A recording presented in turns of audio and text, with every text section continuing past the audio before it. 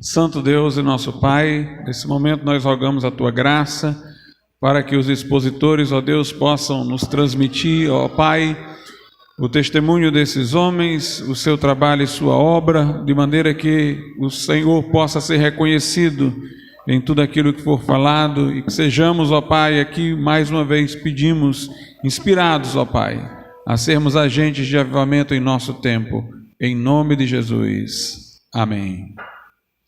Irmão Ivanildo.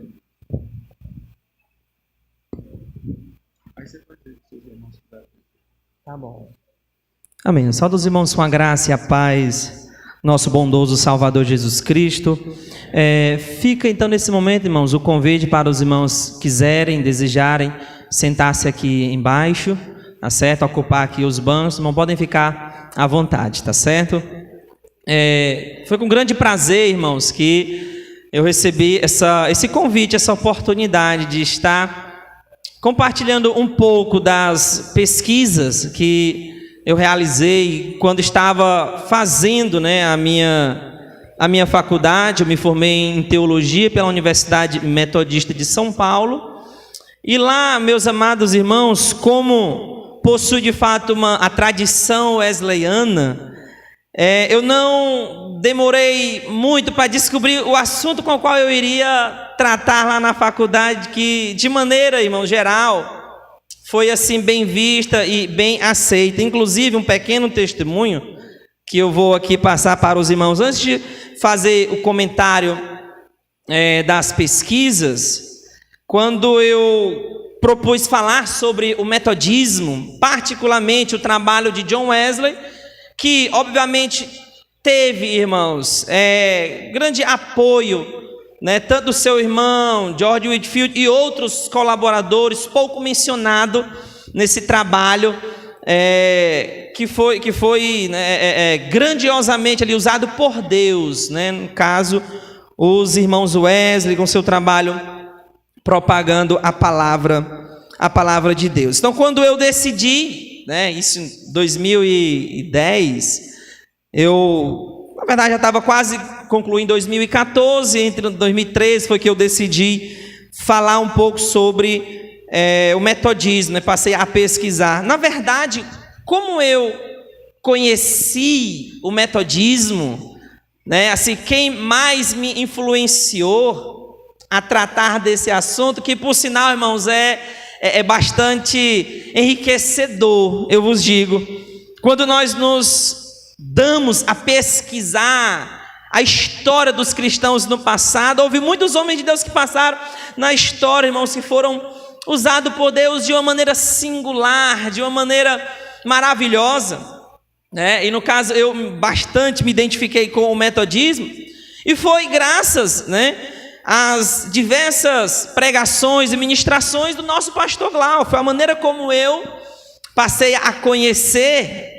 a história do metodismo, o avivamento metodista e muitos outros eventos relacionados sobre avivamentos, o poder de Deus manifestado na vida de homens. Foi graças, e eu digo isso com bastante alegria, irmãos, e bastante satisfação, que quem me introduziu a conhecer a vida, do metodismo, duas pessoas que estão aqui nessa noite, o pastor Glauco, através de suas ministrações, e também, irmãos, o grande trabalho que o nosso pastor Eládio tem em trazer bastante livros, irmãos, sobre a história desses homens. Então eu passei a me interessar bastante. E lá na faculdade,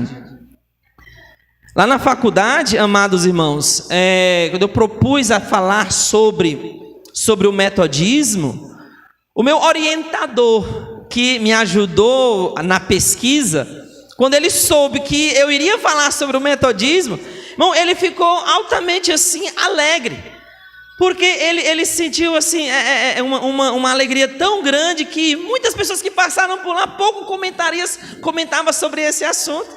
E a origem, da igreja, a Universidade Metodista de São Paulo, que tem uma ligação muito grande com o metodismo.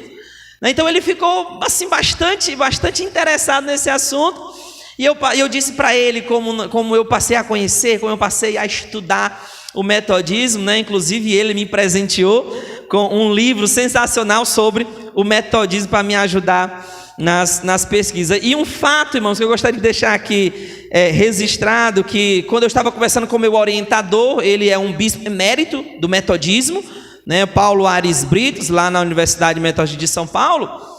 Ele, quando eu falei que em nossa igreja, irmãos, nós inclusive tínhamos aqui em nossas congregações, em nossa igreja, irmãos, o Clube Santo, foi aí que ele realmente ficou cada vez mais apaixonado por a minha pesquisa, né? Tanto que me ajudou bastante, irmãos. Então hoje um pouco que eu vou falar aqui relacionado ao metodismo, né? Foi meu trabalho na faculdade, né? Que eu realizei. Eu gostaria de brevemente ler aqui um versículo da palavra de Deus, irmãos, que se encontra na segunda epístola do apóstolo Pedro, capítulo de número 1, versículo número 4. Foi esse um dos textos maravilhosos, irmãos, que Deus utilizou-se, o Espírito Santo de Deus utilizou-se para falar ao coração de John Wesley, quando esse estava, irmãos, à procura de paz, quando ele estava, prezados irmãos, sedento por preencher o seu coração com algo muito mais elevado do que os ritos, né, da igreja anglicana, as suas austeridades. Ele queria algo muito mais. E foi um período ali na vida de Wesley, irmãos, até encontrar-se, né, com o Senhor Jesus. Realmente foi um período de grande luta. E uma das passagens que lhe tocou o coração foi essa daqui de 2 Pedro, capítulo 1, verso 4, diz assim: pelas quais ele nos tem dado, louvado seja Deus, pela qual ele nos tem dado grandíssimas e preciosas promessas, para que por elas fiqueis participantes da natureza divina, havendo escapado da corrupção que pela concupiscência há no mundo. Foi um preparativo, irmãos, que de fato ali levou Wesley a encontrar a graça em Cristo Jesus. Muito foi dito pelo nosso pastor ontem aqui, né, perpassando um pouco a história do metodismo, eventos ali importantes, e o que hoje eu gostaria aqui também de falar seria meio que um complemento, né? Obviamente as histórias se encaixam, elas se, né, convergem.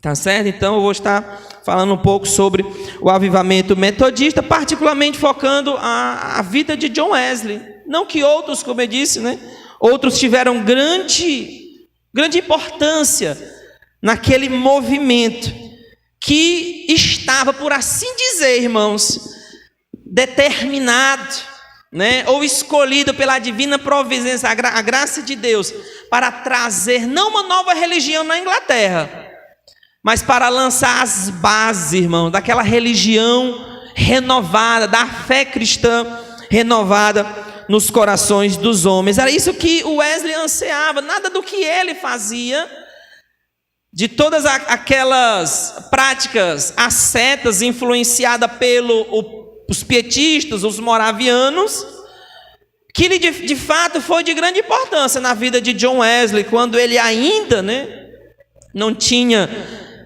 crido em Cristo como único Senhor e Salvador da sua fé. Grandes homens, grandes pessoas contribuíram para que o Wesley, meus amados irmãos, ali fosse dirigido à fé verdadeira, tá certo?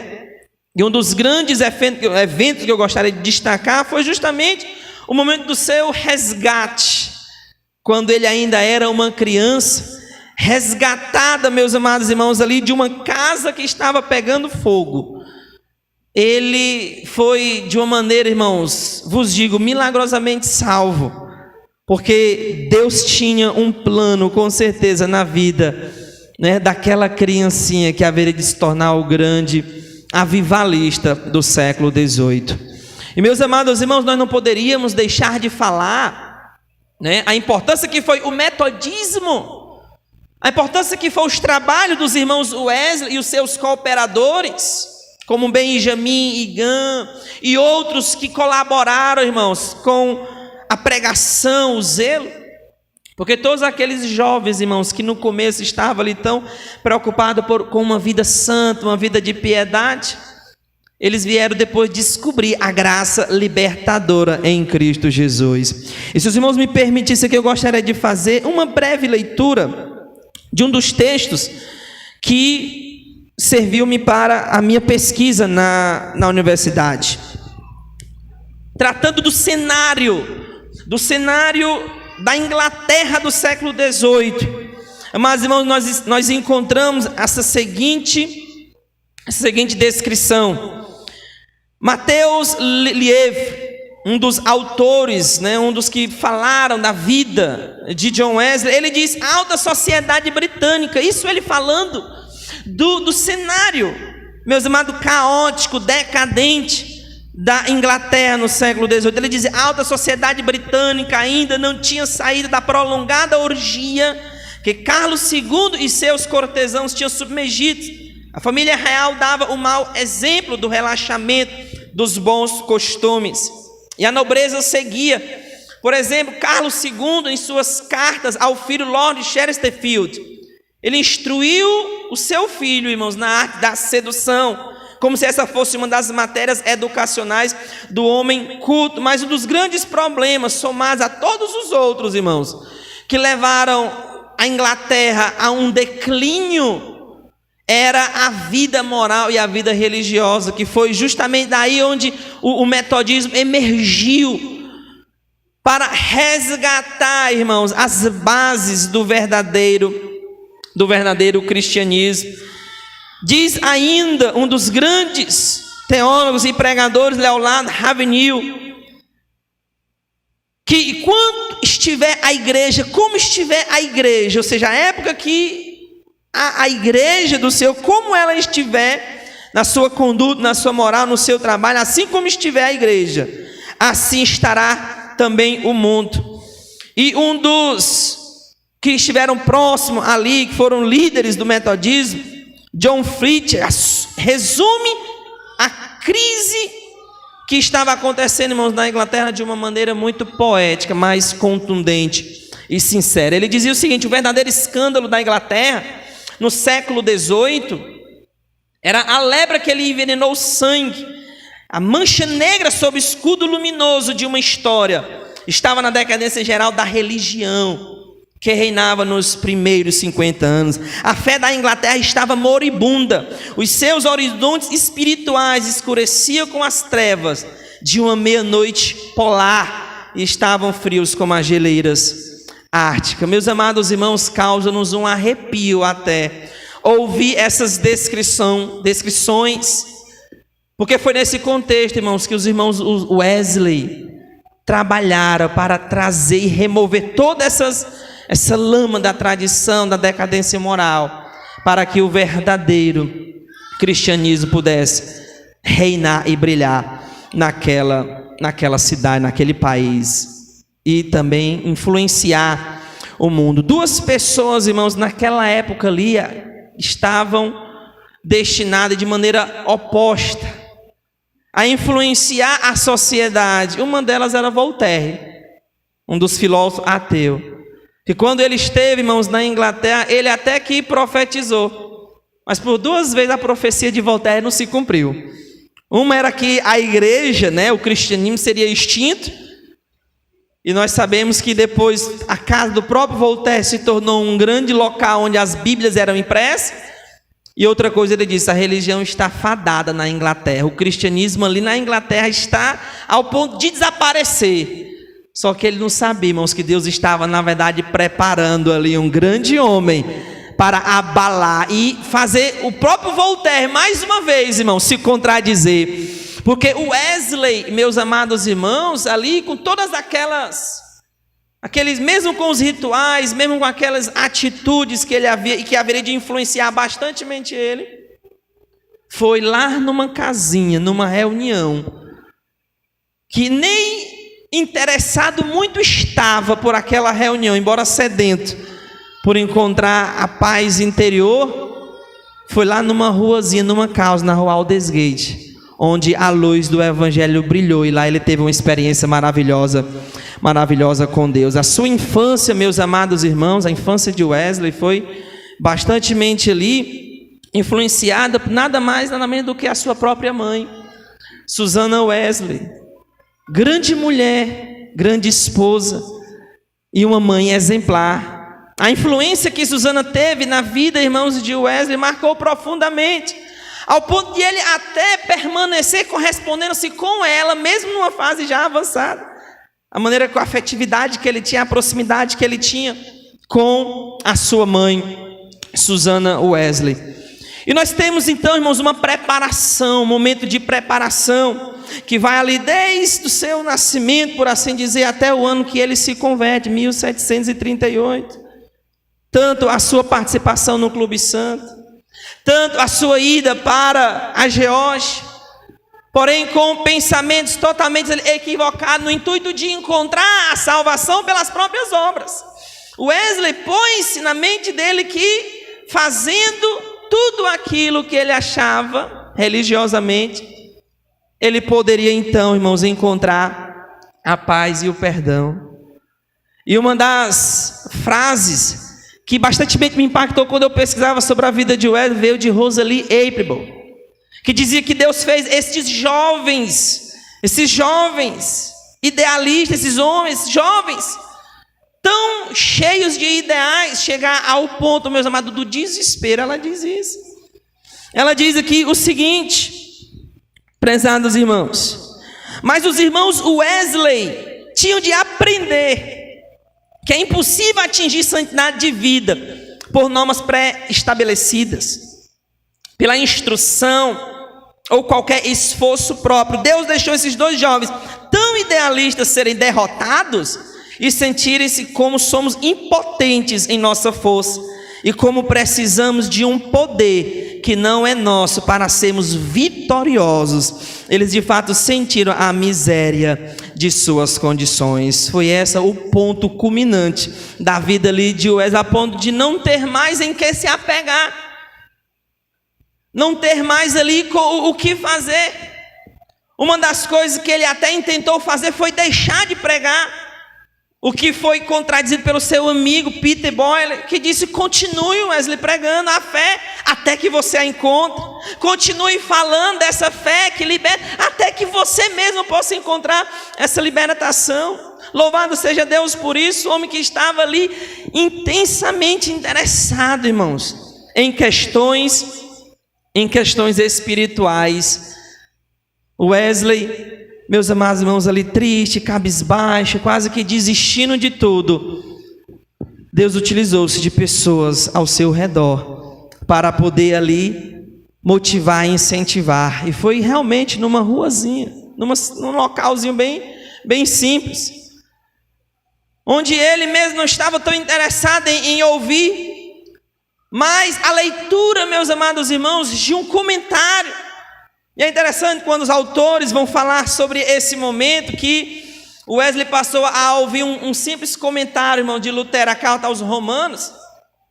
Wesley estava tão ali desinteressado, irmãos, que ele não lembra o nome nem de quem estava ali falando, não se fala muito bem desses todos os detalhes. Porém, quando ele chega ao momento onde Lutero estava a falar, né, ouvindo ali o comentário, e Lutero falava do testemunho interior, da justificação pela fé.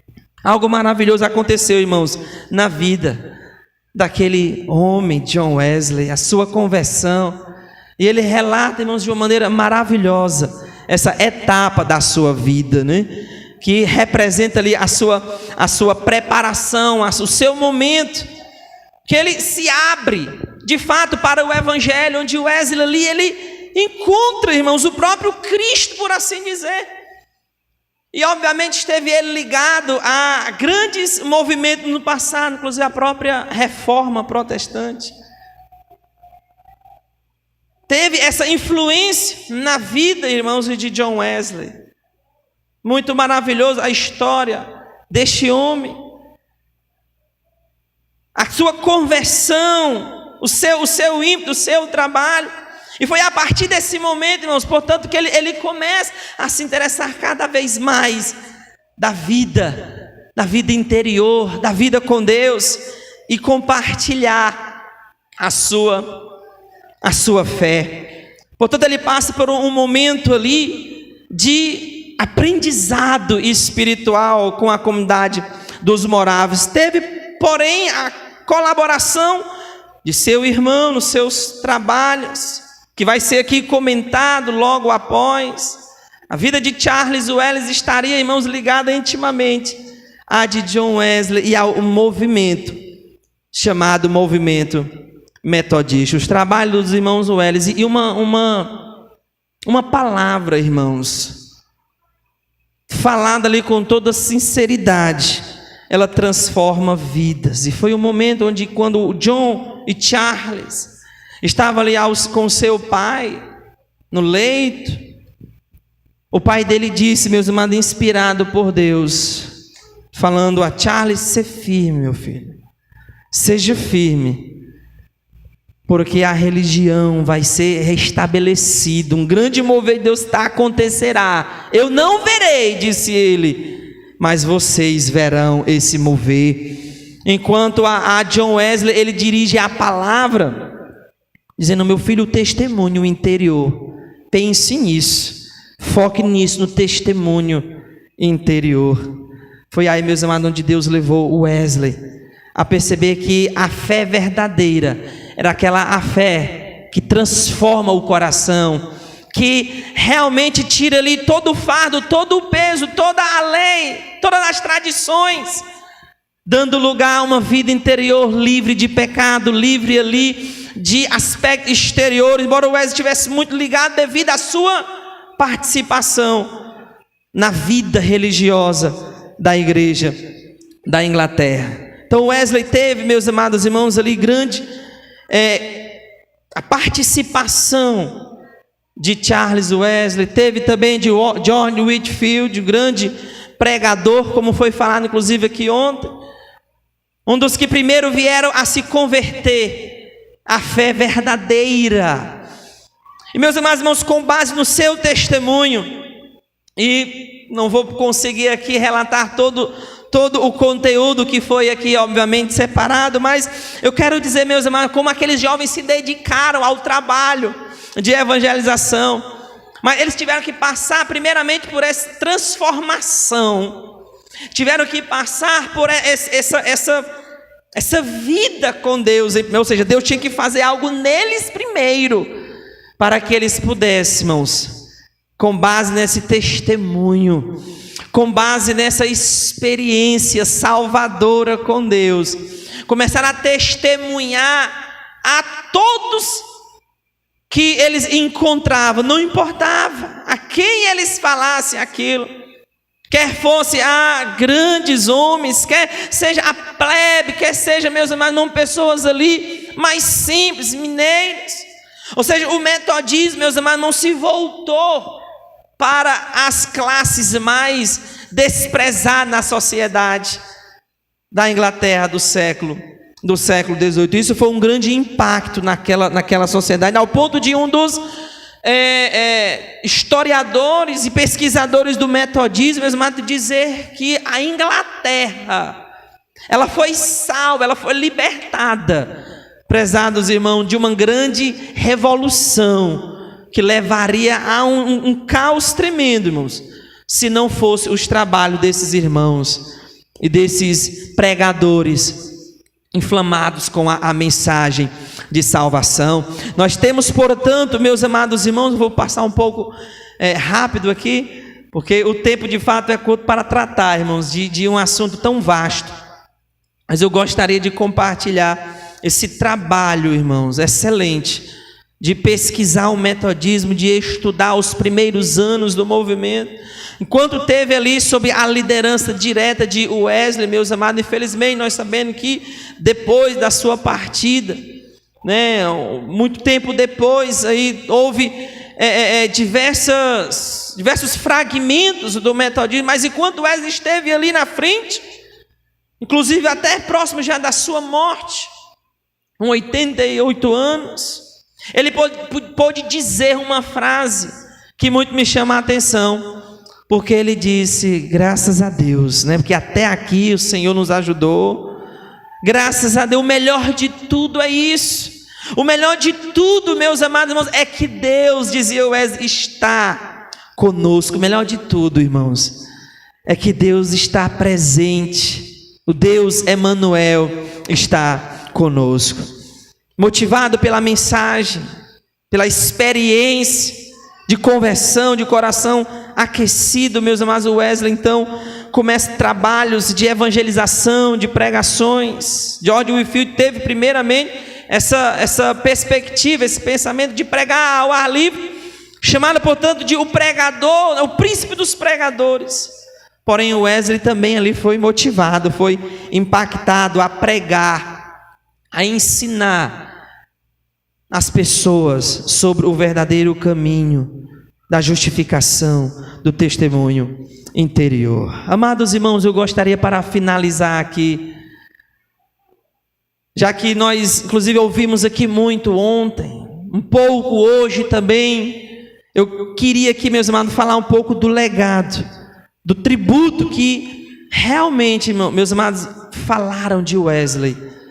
Pessoas que estavam diretamente ligadas à religião ou não, mas que viram aquele movimento como algo extraordinário, como algo, meus amados irmãos, ali sobrenatural.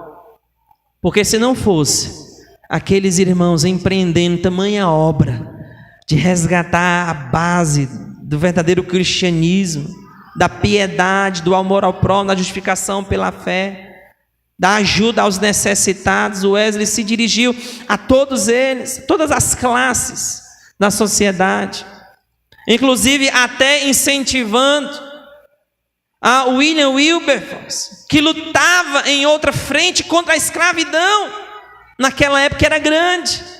Wesley inclusive se dirige a William Wilberforce para encorajar ele a dizer, meu irmão, lute, continue. Se Deus levantou realmente você, nada vai abalar você nesse empreendimento de tentar abolir a escravidão da Inglaterra. E Wesley disse para aquele grande homem, William, continue nesse trabalho, porque realmente vai se levantar muitas pessoas contra vocês. Talvez você vai se tornar um Atanásio contra o mundo, mas se Deus estiver com você, com certeza você vai conseguir chegar ao fim desse objetivo nobre. Vá em frente, continue. E meus amados irmãos, aqui eu vou passar alguns detalhes aqui que gostaria de falar, mas eu quero ir diretamente para essa parte aqui do tributo que foi feito a John Wesley. O Wesley foi o principal capitão-mor entre os homens de seu tempo, uma frase de Slely Stephen. Wesley possui uma capacidade regente em nada inferior àquela de Hitler. Wesley foi um gênio de piedade. Outro homem disse, foi a inteligência mais influente do século passado. O século XVIII, irmãos, foi uma época de grandes homens ilustres na área das ciências. John Locke e outros também ali que o precederam. Muitos filósofos que também falavam muito mal do cristianismo, hoje são até muito bem vistos em certas faculdades, em certos ensinos. Mas, meus amados, Wesley não ficou para trás, porque Deus utilizou-se da vida daquele homem, do seu trabalho, para lançar o verdadeiro cristianismo. O primeiro entre os estadistas, disse Buckley, o primeiro entre os estadistas eclesiásticos, Lecker diz, Aldersgate constitui uma época na história inglesa. Wesley foi uma das principais forças que salvaram a Inglaterra de uma revolução. E Agostinho Birrell diz, nenhum outro fez uma obra tão vital, irmãos, para a Inglaterra. O trabalho desses irmãos, talvez desprezado para muitos, irmãos, foi ali um despertar da fé verdadeira. E o que moveu aqueles homens, o que moveu aqueles jovens, irmãos, também possa mover os nossos corações, que não vivemos numa época também tão diferente da deles, mas carente de cristãos sinceros, que um coração ardente por a causa de Cristo possa influenciar também este mundo. Amados irmãos, grandes coisas poderíamos aqui e gostaria de compartilhar, e eu aqui agradeço essa imensa e rica oportunidade, em nome de Jesus. Passo aqui a palavra para os irmãos.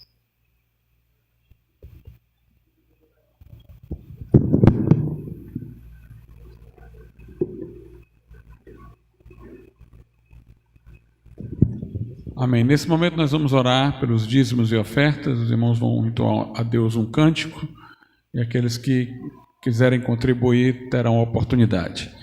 Nosso Deus e nosso Pai, nós te louvamos e te agradecemos por tudo que temos aprendido e iremos aprender, pelos cânticos a ti entoados.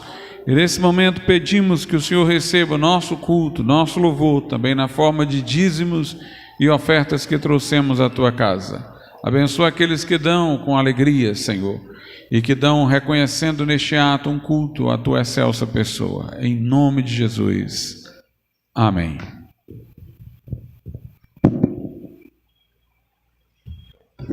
Pode sentar, irmãos. Preste atenção na letra desta música e veja o processo de alguém que está longe do Senhor, reconhecendo-se pecador, e no final como essa pessoa vai ser depois de uma experiência com Deus.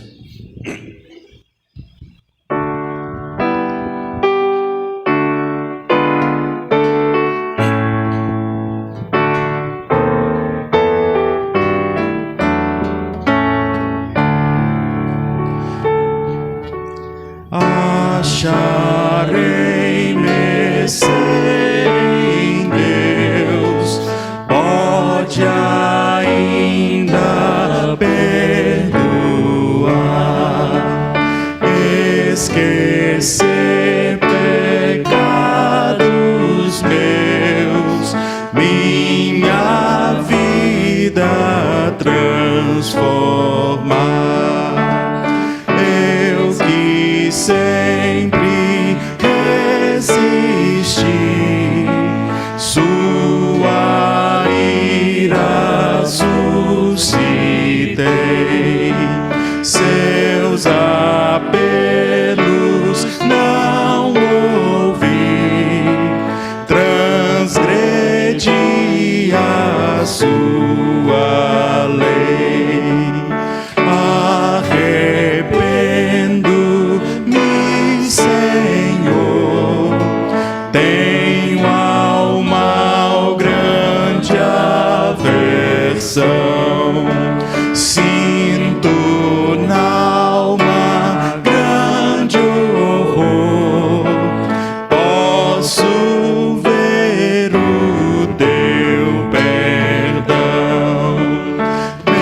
Meigamente diz Jesus que alegria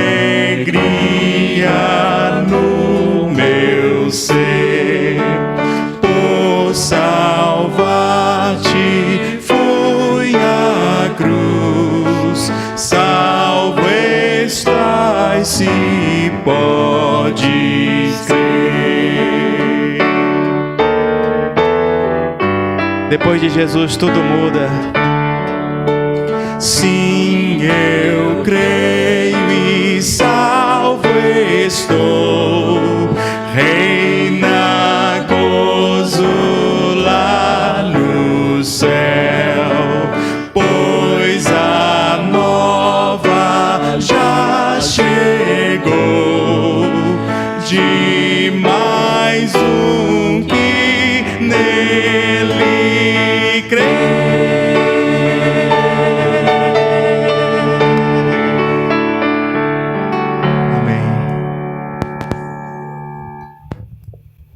Amém. Vamos passar a palavra ao irmão Daniel, que vai falar sobre Charles Wesley, irmão de John Wesley, o que compôs os hinos, foi também pastor, pregador e participou do grande avivamento.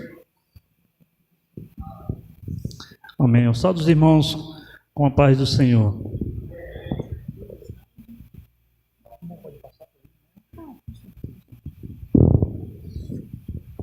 primeiro lugar, é uma grande alegria, irmão, né? É um prazer de estar aqui para poder compartilhar com os irmãos sobre as composições de Charles Wesley, né? Lá na UES foi um desafio para mim isso aí, né? No começo eu estava procurando um tema, geralmente lá na área de música é mais sobre o ensino, técnica de instrumento, como tocar um instrumento, como ensinar. E quando eu disse para a minha orientadora que ia falar sobre a história, né? Sobre a música do século XVIII, ela ficou meio assim, mas por outro lado foi bom, né? Ela não sabia, né? Nenhum dos professores conhecia a história do metodismo, eram doutores, mas não conhecem muitas coisas do Evangelho, né? E foi interessante, porque à medida que a gente foi falando, conversando, descobrindo muitas coisas, ela também foi compartilhando, foi ouvindo algumas coisas, né? Então foi um desafio para mim e ao mesmo tempo foi bom, né? Porque falar das músicas de Charles Wesley, eu aprendi muita coisa e eu vou tentar aqui, né, em poucas palavras, compartilhar com os irmãos. Eu tive conhecimento, irmão, de Charles Wesley, né, como compositor, quando a gente foi aqui ensaiar e tocar num repertório para um evento metodista. E aí eu conheci o John Wesley, vi falar dele, é muito mais conhecido. E aí eu soube que Charles Wesley tinha, né, composições que todo o repertório, todas essas músicas que a gente cantou aqui, algumas a gente cantou na época, e ele era o compositor, né? E assim como o John Wesley, que era o organizador do movimento, Charles Wesley foi, irmãos, o poeta, né? Foi aquele que criou, o compositor, foi aquele que fez várias músicas, né, de vários temas. As suas músicas são de variadas temas, sobre os Salmos, metrificou o Salmo, várias passagens do Antigo, do Novo Testamento, sobre a ressurreição, é muito vasto, irmãos, né?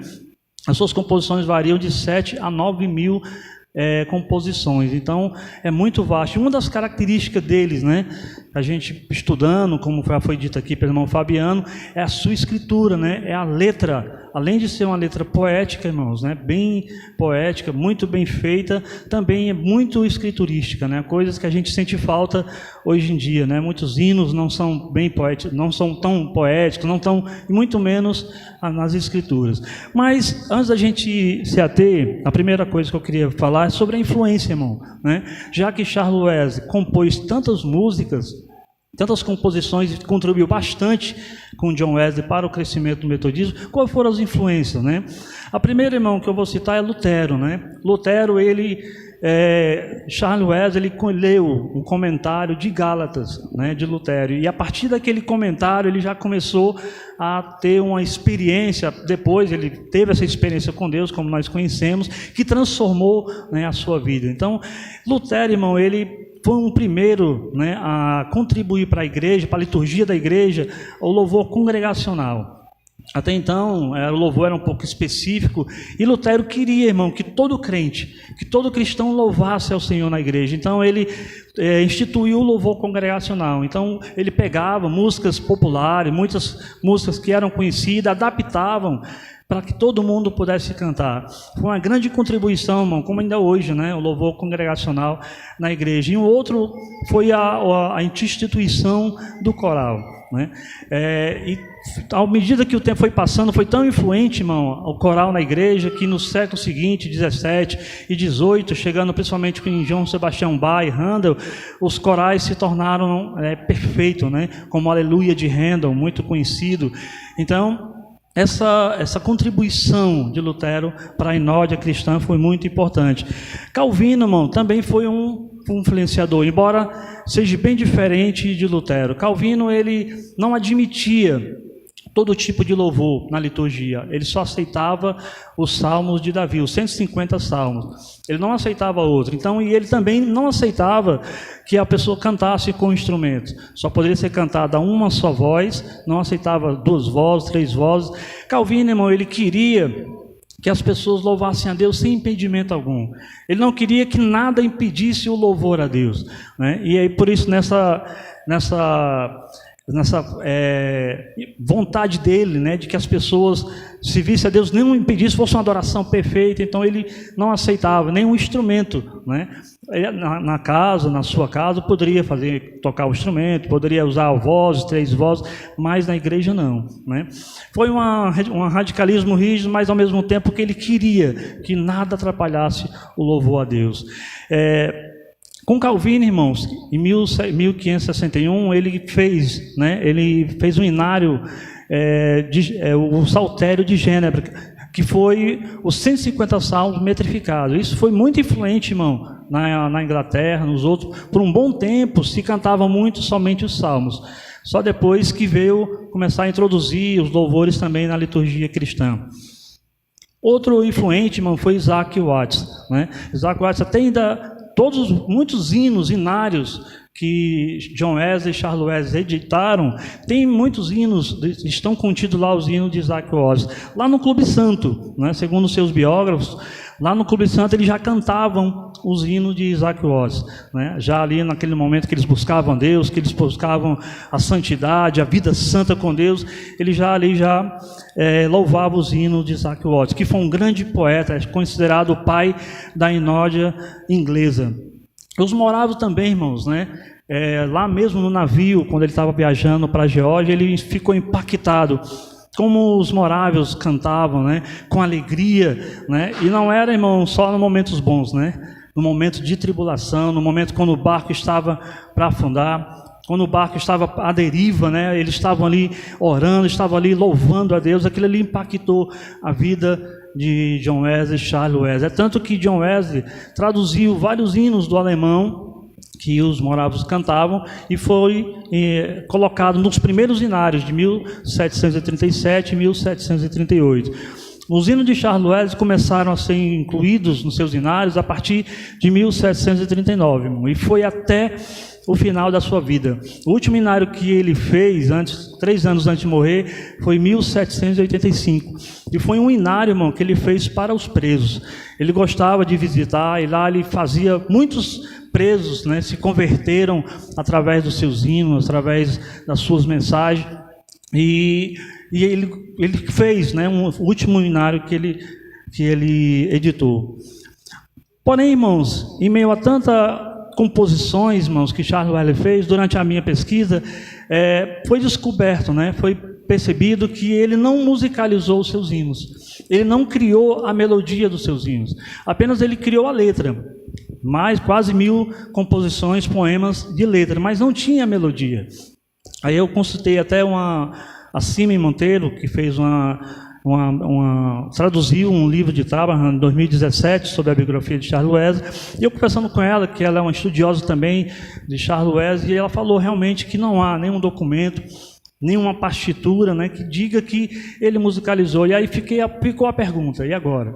Será que as músicas de Charles Wesley é só um livro de poema, onde as pessoas deveriam cantar, deveriam declamar, deveriam ler, ou são mesmo hinos realmente?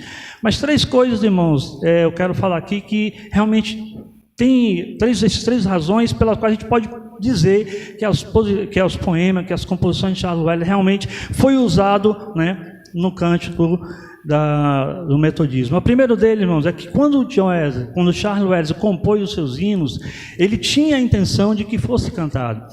Ele não fez simplesmente para ser lido num livro, não.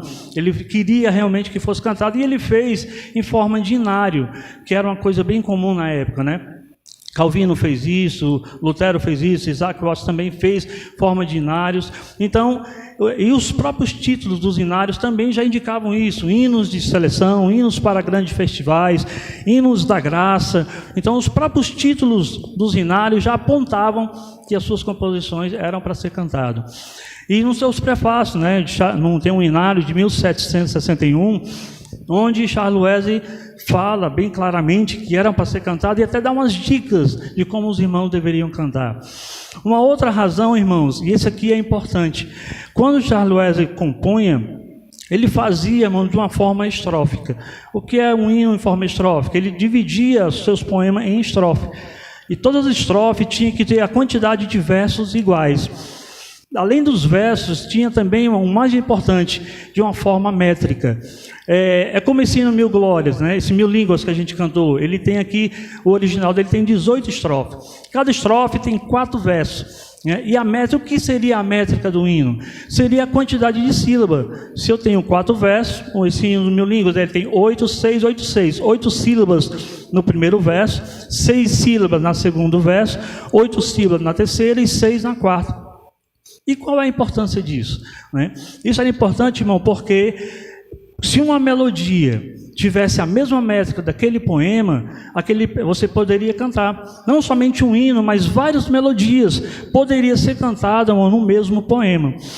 Para nós isso é estranho, mas na época isso era muito comum. Então vários poemas, uma melodia só, podia ser adaptada para vários poemas. Ou mesmo um poema mesmo era cantado, esse Alegres Adorai, que a gente cantou ontem, ele tem várias versões, tem várias melodias. E nós não estamos acostumados, né? Quando a gente pensa no 15 da harpa cristã, já vem a letra do hino e já vem a melodia. Se a gente fosse tentar cantar o Foi na Cruz com outra melodia, a gente ia se atrapalhar um pouco. Até poderia, mas ia nos confundir. Mas naquela época não, irmão, isso era muito comum. E Charles Wesley, irmão, sabia disso. Ele sabia que fazendo um hino dessa forma, em estrofe, com versos e métricas, eles poderiam ser cantados. Isso foi muito utilizado, irmão, naquele período, né, no século XVIII, século XVI, com Calvino também, era muito usado. Não podia me dar um pouquinho d'água, irmãos?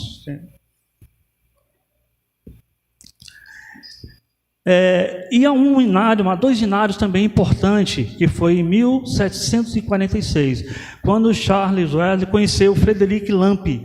Foi um compositor, ele era um músico, e eles dois juntos, irmãos, se reuniram, né, e ele colocou 24 melodias nas músicas de Charles Wesley, que é chamado Hinos para Grandes Festivais.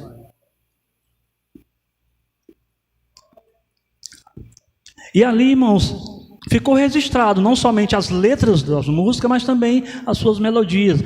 E há um outro hinário também, em 1761, que John Wesley por muito tempo tentou fazer a edição desse hinário, que era a seleção de todos os hinos, né, até então os mais conhecidos, cantados no movimento metodista. E ele conseguiu fazer esse hinário em 1761, e ali no prefácio ele diz, né, que teve vontade de fazer, até que conseguiu. Ele diz, né, que todos os hinos eram para ser cantados, e até dá algumas indicações de como deveriam se cantar aqueles hinos. Então, irmãos, nós podemos sim, irmãos, tanto os hinos de Charles Wesley foi cantado na época, né, como pode ser cantado hoje, como são belos hinos. Podemos sim afirmar que os poemas, né, de Charles Wesley são para ser cantados e devem ser cantados realmente. E quais são, irmãos, as contribuições, né, das músicas de Charles Wesley para o movimento metodista? Teve várias, irmãos. Uma delas é que Charles Wesley foi o autor principal, né, da formação dos hinos do metodismo. Claro que teve outros compositores, mas Charles Wesley, devido à sua quantidade de composições, foi o que mais contribuiu para a inódia metodista. Os seus hinos, irmãos, Charles Wesley fazia os seus hinos para os cultos, né? Quando pensavam no culto da Santa Ceia, cultos de celebração, cultos festivos, cultos campal, então os seus hinos eram cantados, principalmente na igreja, mas também poderiam ser cantados no culto campal e nos cultos devocionais.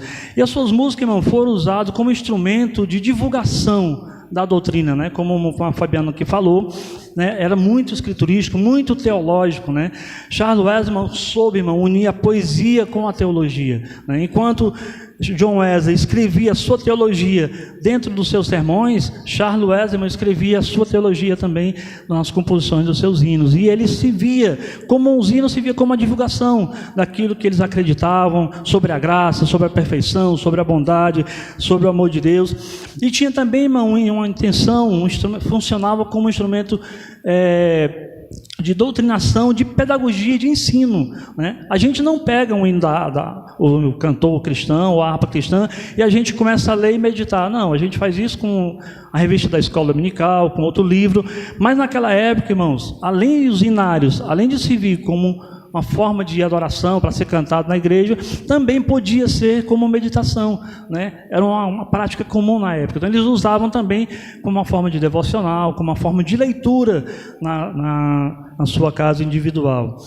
E também, irmãos, a música de Charles Wesley muitas vezes foi usada como apologética, para defender a doutrina cristã. Ele tem um hinário que ele fez, Hinos da Graça, né, que era para combater a doutrina da predestinação. Então, irmãos, Charles Wesley, irmão, foi um dos grandes compositores, o próprio Isaac Watts, né? Ele reconheceu, né, naquele hino Vem Caminhante como um belo hino, um dos melhores hinos que ele, segundo o Isaac, disse que era mais belo do que os hinos que ele já tinha composto, né?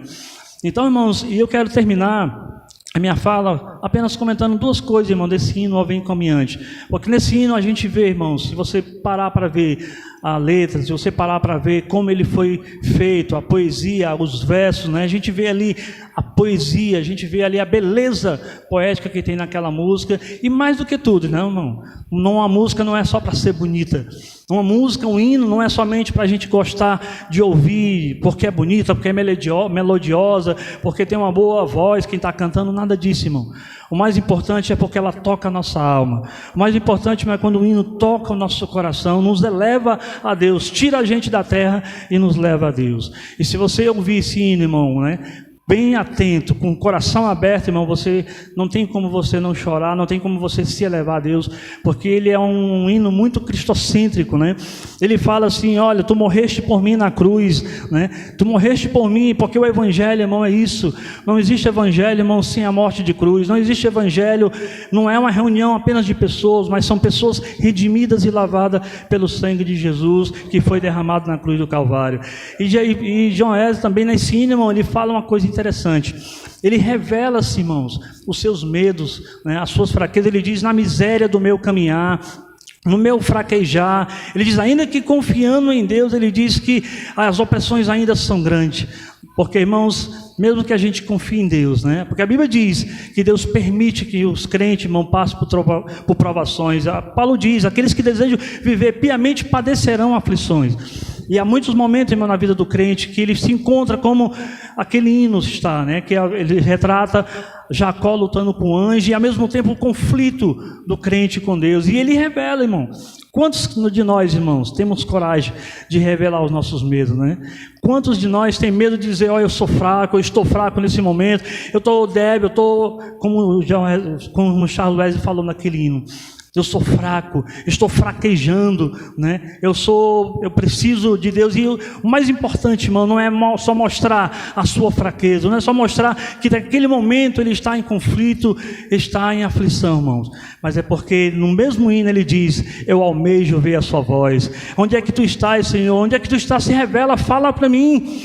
Ele clama isso, ele fala para mim. Quantas vezes, meu Deus, fica em silêncio, né? Quantas vezes no momento de tribulação, de conflito, de angústia, a gente quer ouvir Deus, a gente liga o rádio para ouvir alguma coisa, não sai nada, a gente escuta um pregador, não sai nada, porque Deus, irmão, às vezes está em silêncio. Mas o melhor, irmãos, é porque quando o crente está desejoso, né? Ele confessou, irmão, que era fraco, ele confessou que era miserável, irmão, mas é porque ele queria ser melhor, mas é porque ele queria ver Deus, ele queria ouvir a voz de Deus e ser melhor ainda, que é o mais importante. Confessar, irmãos, é bom, mas se arrepender para mudar é melhor ainda. Saber, irmãos, que é imperfeito, irmão, é bom, mas saber, como diz Paulo, mas eu prossigo para o alvo, mas eu prossigo para a perfeição, irmão, é melhor ainda. Então esse hino é muito belo, porque ele mostra, ao mesmo tempo, Cristo, né? No final ele vai dizer: eu sei quem tu és, né? Porque o crente, por mais que esteja naquele momento, ninguém, parece que está sozinho, parece que está solitário, parece que não tem nada aí, mas no final ele para: não, mas eu sei que o Senhor está comigo, mas eu sei que Ele vai me guardar, como ele diz no final do hino, né? Ele diz: eu sei quem tu és Jesus Cristo, o amigo sincero ao frágil e infiel. Ele é um amigo, irmão, sincero, né? Não existe melhor amigo do que o amigo do nosso Senhor Jesus. E ele sabia, ele disse: eu sei quem tu és. Ele estava no conflito, ele estava no medo, mas ele disse: não, mas eu sei, né, que eu sei que é Jesus, e Ele vai me proteger, Ele é o meu provedor, Ele é o meu Senhor. E aqui, irmão, eu agradeço a oportunidade, em nome de Jesus, amém.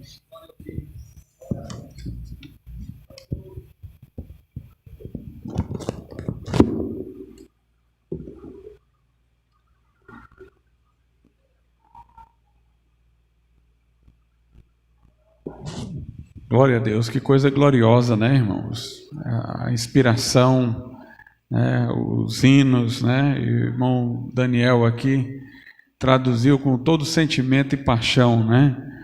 A beleza e a inspiração desses hinos. A gente aqui, acho que ele estava subindo e levando a gente junto, né? Coisa maravilhosa, graças a Deus. Amém.